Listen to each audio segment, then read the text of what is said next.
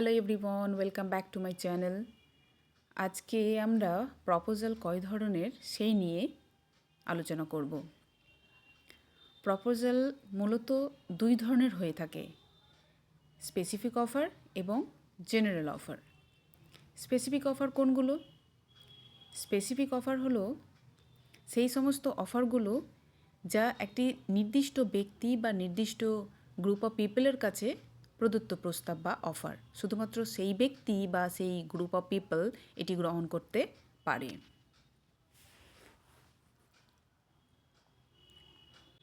যেমন এ বিকে অফার করেছে যে সে তার গাড়িটি 2 লক্ষ টাকায় সে বেচতে চায়। এখন এই অফারটি একমাত্র বি ছাড়া অন্য কেউ অ্যাকসেপ্ট করতে পারবে না। নেক্সট হলো জেনারেল অফার। জনসাধারণের কাছে এটি একটি অফার, শর্ত পূরণকারী যে কেউ এটি গ্রহণ করতে পারেন। ঠিক যেমন হলো যখন আমরা দেখি যে পোস্টারে কখনো কিছু হারিয়ে যাওয়া কোনো পোষা প্রাণী বা কোনো জিনিসের জন্য পুরস্কার একটি জেনারেল অফারের এক্সাম্পল। যে কেউ শর্ত যে পূরণ করবে উনি এই রেওয়ার্ডটি ক্লেম করতে পারেন। এই দুই ধরনের অফার ছাড়াও আরও বিভিন্ন ধরনের অফার রয়েছে। বিভিন্ন ভিত্তিতে এইগুলো আমরা ক্লাসিফিকেশান পেয়ে থাকি। কখনো মেথড অফ কমিউনিকেশনের ভিত্তিতে, যেমন এক্সপ্রেস আর ইমপ্লাইড; টার্গেট অডিয়েশনের ভিত্তিতে, যেমন স্পেসিফিক, জেনারেল; আর ফর্ম বা নেচারের ভিত্তিতে, যেমন স্ট্যান্ডিং, ক্রস, কাউন্টার ইত্যাদি। এবার একে একে আমরা এগুলি সম্পর্কে জেনে নেব। Express offer. এক্সপ্রেস অফার কোনগুলো?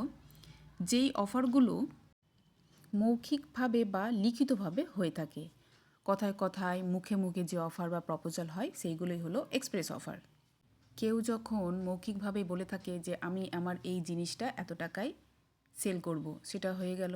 আবার লিখিতভাবে হয়ে থাকে যখন ল্যান্ডলর্ড তার ভাড়াটিয়াকে যখন লিজ এগ্রিমেন্টে যখন সাইন করিয়ে নেয় টার্মস অ্যান্ড কন্ডিশনে, সেটা হয়ে গেল একটা রিটেন অফার হয়ে গেল এক্সপ্রেস অফারে।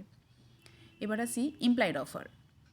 যে অফারগুলো মৌখিকভাবে নয় বরং কাজের মাধ্যমে দেওয়া হয়ে থাকে বা আচরণগতভাবে তৈরি হয়ে থাকে সেই অফারগুলো।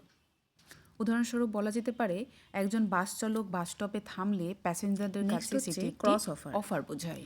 যে অফারে উভয় পক্ষ অর্থাৎ অফারার ও অফারি একই সাথে একই প্রস্তাব দেয় অন্য পক্ষের প্রস্তাব সম্পর্কে কিছু না জেনেই। এখানে কোনো এগ্রিমেন্ট গঠিত হয় না, কারণ কোনো গ্রহণযোগ্যতা নেই, কেবল দুটি অফার থাকে। কোনো এগ্রিমেন্ট বা কন্ট্রাক্ট এখানে গঠিত হচ্ছে না। Counter offer. কাউন্টার অফার কখন হয়? যিনি অফারটা অ্যাকসেপ্ট বা গ্রহণ করছেন তিনি যখন মূল অফারের শর্তাবলী পরিবর্তন করে তখন বলা হয় সেটি কাউন্টার অফার।